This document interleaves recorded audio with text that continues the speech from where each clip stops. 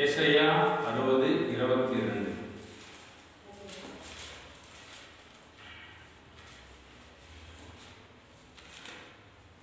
சின்னவன் ஆயிரமும்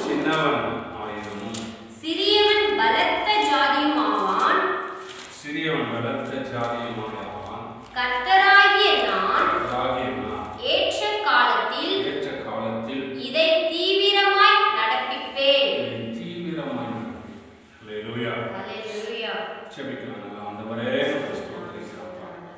வார்த்தை உங்களுடையது எனக்கு பிரயோஜனமாக இருக்கட்டும்.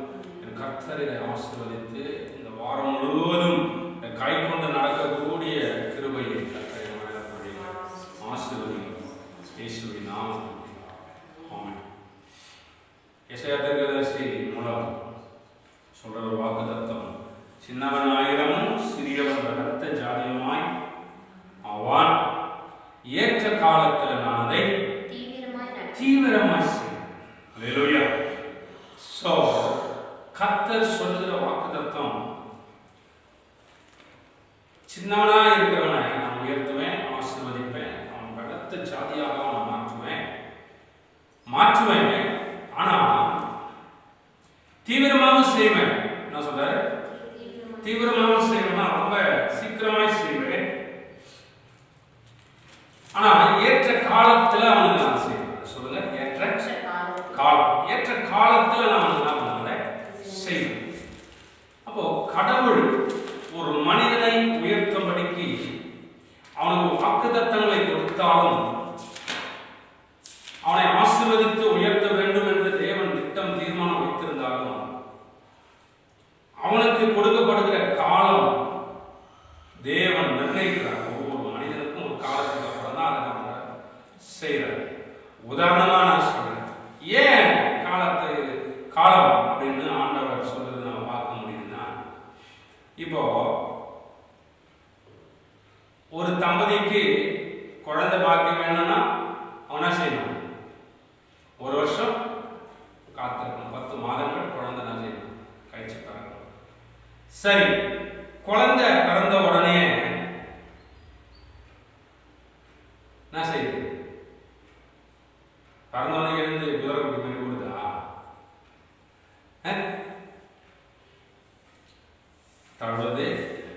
தவழ்ந்து போகுது. முதல்ல என்ன செய்யுது? தரலாம்ல, இந்த சைடு அந்த சைட்லாம் செய்யலாம், புரண்டு படுக்கும். ஆனால் சொல்லுவாங்க கௌத்தம் பண்ண குழந்தை என்ன சொல்லுவாங்க, குழந்தை திரும்பி படுத்துருச்சு. அதுக்கப்புறம் கொஞ்சம் கொஞ்சமாக என்ன பண்ணும், தவழ ஆரம்பிக்கும். அதுக்கப்புறம் முட்டி போட்டு நடக்கும் 4 காலில்.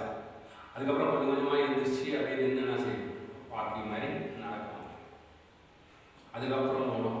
அதுக்கப்புறம் தான் என்ன செய்யும், ஒவ்வொரு காலகட்டத்துக்கு அப்புறமா அந்த குழந்தையாக இருக்கிறது எப்படி மாறுது, பிள்ளையாய் மாறி, அவன் புருஷனாய் மாறி, என்ன செய்யுது, வாலிபனாக மாறி புருஷனாய் மாறி.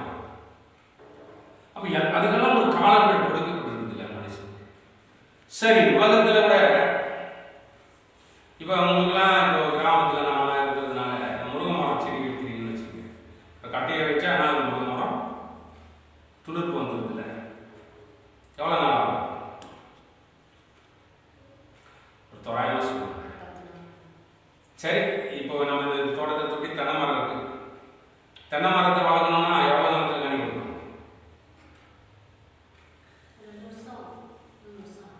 குறைஞ்சது 3 வருஷம். இப்போ வரதெல்லாம் கொஞ்சம் ரொம்ப சின்னதுலேயே காய்க்காய்க்குது. அதை விடுங்க, 3 வருஷம் இல்லை 6 வருஷம் இல்லை 5 வருஷம். அதுக்கப்புறம் தான் என்ன பண்ணுது, ஒரு தேங்காவை இளநீரை நமக்கு தருகிறது. அப்போ இத்தனை ஆண்டுகள் அதெல்லாம் செய்யணும், வளரணும், காத்திருக்கணும். ஒரு செடியை வச்சாலும் சரி, முருங்கை மரம் வச்சாலும் குறைஞ்சது ஒரு 3 மாதம் என்ன செய்யணும், அது வளர்ந்து தழை விட்டு பூ பூத்து என்ன செய்யுது, காய் காய்க்கிற வரை நம்ம செய்யணும்.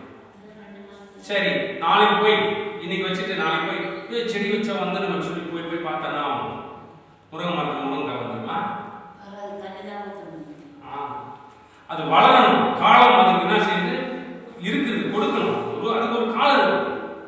அதுபோல தேவன் நமக்கு வாக்குத்தத்தம் பண்ணியிருந்தாலும், நமக்கு நம்மளை உயர்த்துவேன் ஆசீர்வதிப்பேன் என்று சொல்லப்பட்டிருந்தாலும், அதுக்கு நாம காத்திருக்க வேண்டியது அவசியமா இருக்கு. நீங்க வாசிங்க மல்கியா தீர்க்கதரிசன புஸ்தகம். சரி, ஆபகு 2ஆம் அதிகாரம் 3ஆம் வசனத்தை வாசிங்க.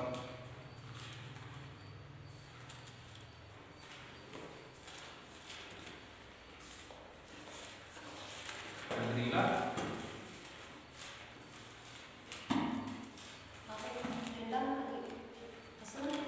2ஆம் அதிகாரம் 3ஆம் வசனம். குறித்த காலத்துக்கு தரிசனம் இன்னும் வைக்கப்பட்டிருக்கிறது. முடிவிலே அது விளங்கும். சோ முடிவிலே அது விளங்கும். அது பொய் சொல்லாது. அது பொய்யெல்லாம் சொல்றது இல்ல. அது தாமதித்தாலும் அதற்கு காத்திரு. கொஞ்சம் தாமதம் ஆகும். என்ன சொல்றாரு? ஆண்டவர் உங்களுக்கு ஒரு பெரிய தரிசனத்தை கொடுத்துருக்கிட்டு தரிசனம் கொடுத்திருந்தாலும் பொய் சொல்லல. ஆண்டவர் தரிசனத்தை உண்மைதான். தரிசனம் காட்டப்பட்ட தரிசனம் உண்மைதான். ஆண்டவர் சொன்ன வாக்குத்தத்தம் உண்மைதான். நிச்சயமா நிறைவேறும். அது ஒருவேளை தாமதித்தாலும் அதுக்கு என்ன செய்ய காத்துக்கிடு. ஒரு காலம் வருகிற வரை காத்துக்கொண்டு இந்த பிள்ளை எப்படி வளரணுமோ, இந்த செடியில எப்படி ஒரு பலனை நமக்கு தர வேண்டுமோ, அதுபோல கடவுள் உங்களுக்கு சொன்ன வாக்குத்தத்தத்தை தேவன் நிறைவேற்றுவதற்கு ஒரு காலம் உண்டு. ஹல்லேலூயா. பிரசங்கி 3 சொல்றார், எல்லாவற்றுக்கும் ஒவ்வொரு காலம். வாசிங்க. எல்லாவற்றுக்கும் ஒரு காலம் உண்டு.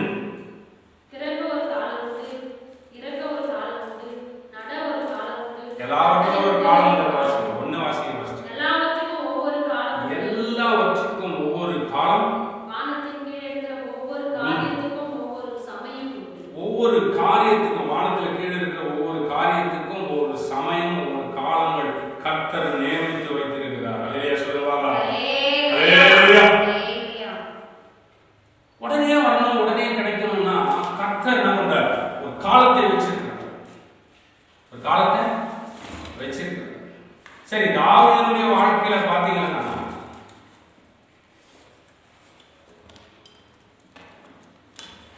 அபிஷேகம் பண்ணப்பட்ட நாள் இருந்து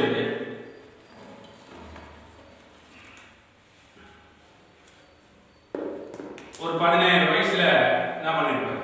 அபிஷேகம் அவருக்கு கொடுக்கப்பட்டது 14 இருந்து 17 உள்ள.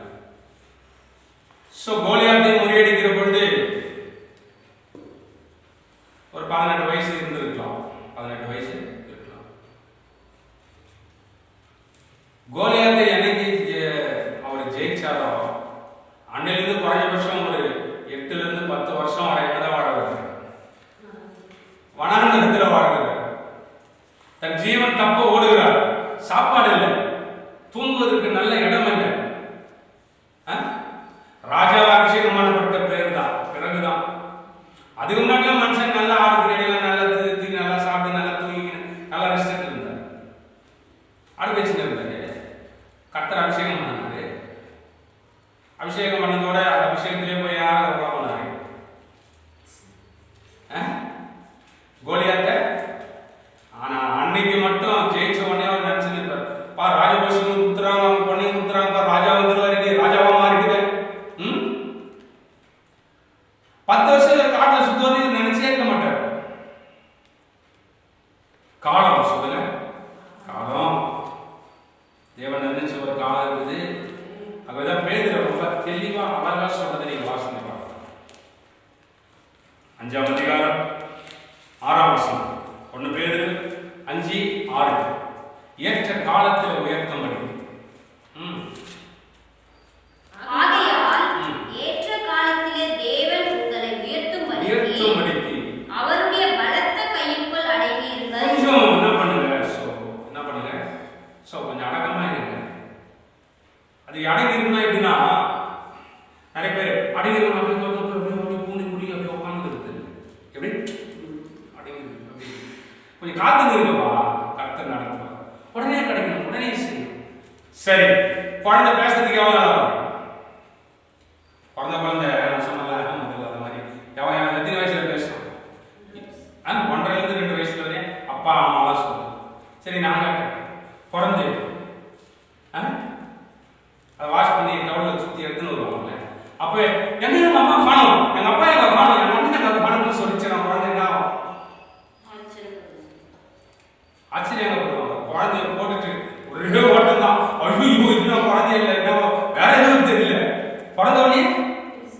அப்ப எல்லாத்துக்கும் ஒரு காலம் இருக்குதுங்க. ஆண்டவர் உங்களுக்கு கொடுத்திருக்கிற ஒரு உயர்வு கூட, ஒரு ஆசீர்வாதம் கூட தேவன் நிர்ணயிச்சு வச்சிருக்கிறார். அப்பொழுது தேவன் உயர்த்துவார். ஹல்லேலூயா. ஏற்ற காலத்தை கர்த்தர் வச்சிருக்கிறார், சமயத்தை வச்சிருக்கிறார். ஒரு ஏற்ற காலம் நமக்கு தேவன் நமக்கு என்ன பண்றார், கொடுக்கப்பட்டிருக்கு. ஒரு காலத்துல நம்ம உயர்த்துவார். ஹல்லேலூயா. தேங்க்யூ. கர்த்தர் எல்லாவற்றுக்கும் ஒரு காலத்தை கர்த்தர் என்ன பண்றார், வச்சிருக்கிறார். ஆபிரகாமுக்கு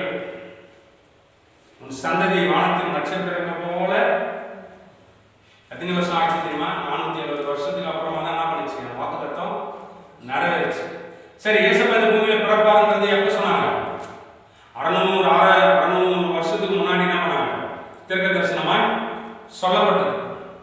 ஏசாயா 9:6 படிச்சீங்கன்னா, நமக்கு ஒரு பாலகன் கொடுக்கப்பட்டார், நமக்கு ஒரு குமாரன் கொடுக்கப்பட்டார், நமக்கு ஒரு பாலகன் பிறந்தார். கர்த்தர் அவர் தோளின் மேல, அவர் நாமம் அதிசயமானவர். ஹல்லேலூயா. இந்த வாக்குத்தத்தம் 600 வருஷத்துக்கு முன்னாடி சொல்லப்பட்டது. அதுக்கப்புறம் தான் பிறந்தார் ஆண்டவர். ஹல்லேலூயா. நமக்கு ஒரு பாலகன் பிறப்பார், நமக்கு ஒரு குமாரன் கொடுக்கப்பட்டார், கர்த்தத்துவம் அவர் தோளின் மேல் இருக்கும், அவர் நாமம் அதிசயமானவர், ஆலோசனை கர்த்தர், வல்லமையுள்ள தேவன், நித்திய பிதா, சமாதான பிரபு எனப்படும். ஹல்லேலூயா. ஏன்னா அடுமைச்சிருந்த தாவீதுடைய வாழ்க்கையில பார்த்தீங்கன்னா ஒரு பெரிய மாற்றத்தை அவரால் உண்டாக்க அவர்களுக்கு முடியும். அவரால் முடியாத காரியம் ஒண்ணுமே. 30 வயசுல ராஜாவாக மாறுறாரு.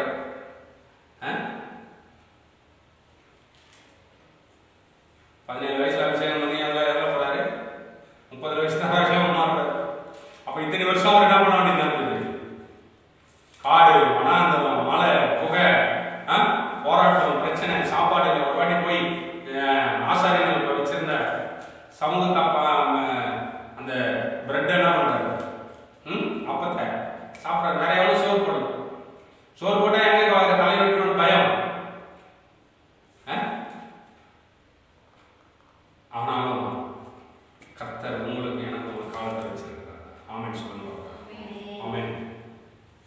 ஒருவேளை நமக்கு பலவீனம், போராட்டங்கள், பிரச்சனைகள் இருக்குமானால் தேவன் நமக்கு ஒரு காலத்தை வச்சிருக்கிறார். ஒருவேளை நீதிமொழியில் சொல்லப்பட்டிருக்கிறது, அநேக நாள் காத்திருப்பது இருதயத்தை கொஞ்சம் இழைக்க பண்ணும். கவலைப்படாத, இழுத்து போக விடாத. ஆனா நீங்கள் விரும்பினது வரும்பொழுது அது ஜீவ விருட்சம் போல இருக்கும். ஹல்லேலூயா. ஜீவ விருட்சம் போல இருக்கும். அது அழிவேலாத ஒரு நிலையான ஒரு ஸ்டாண்டர்டான ஆசீர்வாதத்தையும் கர்த்தர் நமக்கு தருவதற்கு ஒரு காலத்தை நிர்ணயிச்சு வச்சிருக்கிறார். ஹல்லேலூயா. ஏன்னா வாக்குத்தத்தம் சொல்லப்படுது, அவர் சிறியவனை புழுதிலிருந்து எடுத்து, சொல்லுங்க, சின்னவனை புழுதிலிருந்து எடுத்து ராஜாக்களோட பிரபுக்களோட அமர செய்து. உதாரணம் சொல்றாரு, நாடுகளுக்கு பின்னாடி அலைஞ்சிருந்தேன், அரசனாய் மாற்றிட்டேன். சொல்வது ஈஸி, ஆனா 10 வருஷம் கஷ்டம் இல்ல.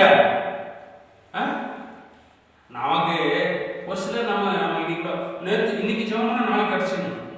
இல்லைன்னா என்ன ஆண்டவரே நீங்க இப்படி பண்ணிட்டீங்கள, காத்துருங்க. தாமதிச்சானது காத்து கொண்டு இருக்கு. ஹல்லேலூயா. நீ காத்திருக்க தேவன் இருதயத்தையும் சரீரத்தையும் தேவன் ஒரு புது பலனையும் புது ஆற்றலையும் கர்த்தர் தந்து கொண்டே இருப்பார். ஹல்லேலூயா. Oh thank you. கர்த்தர் நல்லவர். எங்கேயும் ஓடாத, எங்கேயும் ரொம்ப ஆர்ப்பரிக்காத, ரொம்ப அலக்கரிக்காத, அமைதியாக கர்த்தர் நிச்சயமாக சொன்னதை நிறைவேற்றுகிற ஒரு காலத்தை கர்த்தர் எதிர்பார்த்து கொண்டிருக்கிறார். கர்த்தர் அந்த காலத்தில் சரியாக நம்ம உயர்த்துவார். ஹல்லேலூயா. Oh thank you. கர்த்தர் பெரியவர், நல்லவர், அவர் வல்லவர். நமக்கு விஷயம் தெரியாதுங்க. நமக்கு விரோதமாக இருக்கிற சாத்தானுடைய வஞ்சகம்னா அது பலவீனப்பட்டு போய்கொண்டே இருக்கு. நாம நினைப்போம், இன்னொரு காரியம் சொல்றேன், ஒரு வேலை நமக்கு விரோதமாக இருக்கிற மனிதன் விரோதமாக சாத்தானுடைய வளமெல்லாம் வளர்ந்து நல்லதான் இருப்பான். ஏன்னா நம்ம உயர்ந்து நிற்பதை அவன் பார்க்கிறவரை, அவன் கண்கள் அவன் நம்ம மேல இருக்கும். ஹல்லேலூயா. அவன் உயர்ந்து இருக்கிற அவன் பார்க்கணும், கர்த்தர் பார்க்க வைப்பார். ஹல்லேலூயா.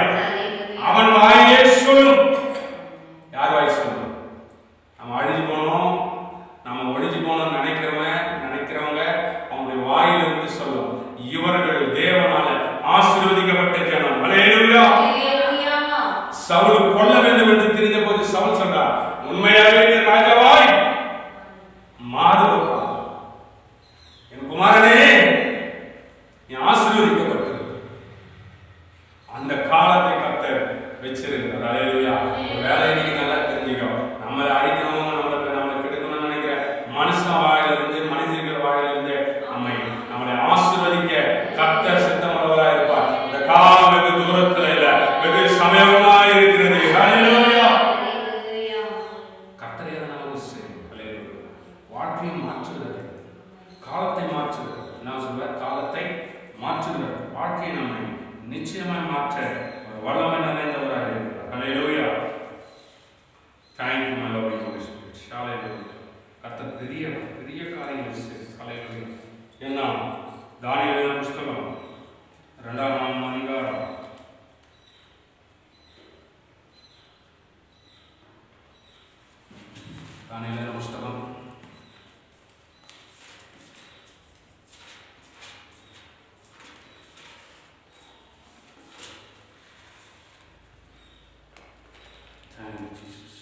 21 வசனம். அவர் காலங்களையும் சமயங்களையும் மாற்றுகிறவர், ராஜாக்களை தள்ளி ராஜாக்களை ஏற்படுத்துகிறவர், ஞானிகளுக்கு ஞானத்தையும் அறிவாளிகளுக்கு அறிவையும் கொடுக்கிறவர். அல்லேலூயா. பாருங்க, காலத்தை நம்ம டிசைட் பண்ணி வச்சிருக்கிறோம். யாருக்கு? நமக்கு ஒரு காலம் டிசைட் பண்ண காலத்துல யார் ராஜாவை தள்ளி உன்னை அரசாட்சி பண்ண. ஒருவேளை நம்ம மேல மேற்கொண்டு போகணும்னு நினைக்கிற மனிதர்கள் எல்லாம் சாத்தானுடைய வஞ்சகம், பலவீனங்கள், போராட்டங்கள் எதுவா இருந்தாலும் அதையெல்லாம் தள்ளி நசக்கி ராஜா நம்மளை கரத்தை பிடித்து வெளியே தூக்குவார். அல்லேலூயா. ஓ வல்லமை நிறைந்தவர். அல்லேலூயா.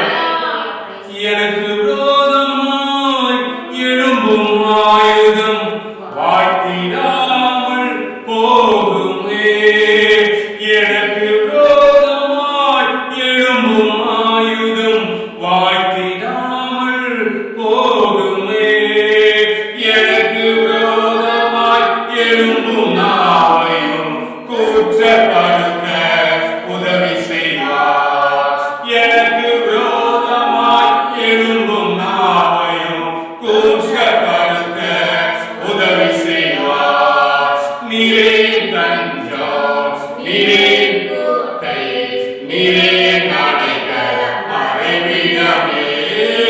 நீரே தஞ்சம், நீரே கோட்டை, நீரே அடைக்கலம், மறைவிடமே. எத்தனையோ மனிதர்கள் விரோதமாய் பேசிட்டோம், விரோதமாய் கலகங்களை வைக்கிட்டோம், நம்மளை குற்றம் சுமத்திட்டோம். ஏழாம் ஒரு நாள்ல அது மாறி மறையும். அல்லேலூயா. தானியேலுக்கு விரோதமாய் நிறைய அந்த மந்திரிகள் விரோதமாய் இருந்தவர்கள் சொன்னாங்க, இவன் பெரிய தவறு செய்கிறான், உங்களை வணங்கல, ஆகவே இவனை தூக்கி எல்லாம் போடுங்க.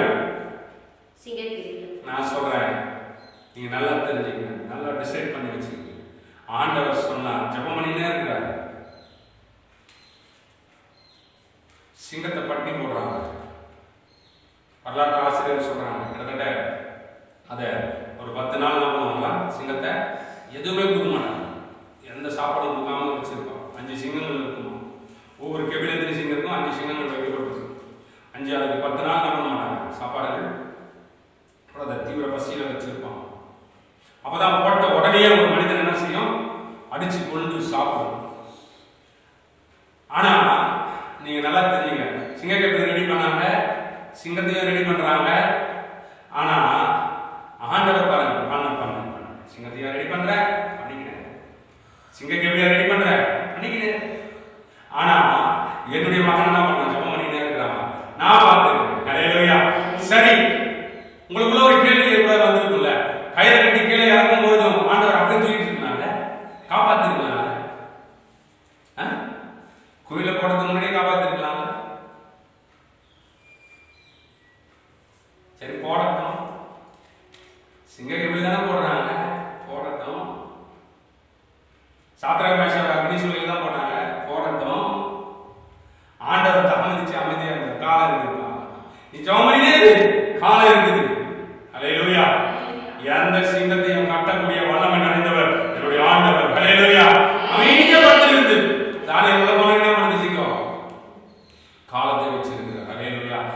இவங்க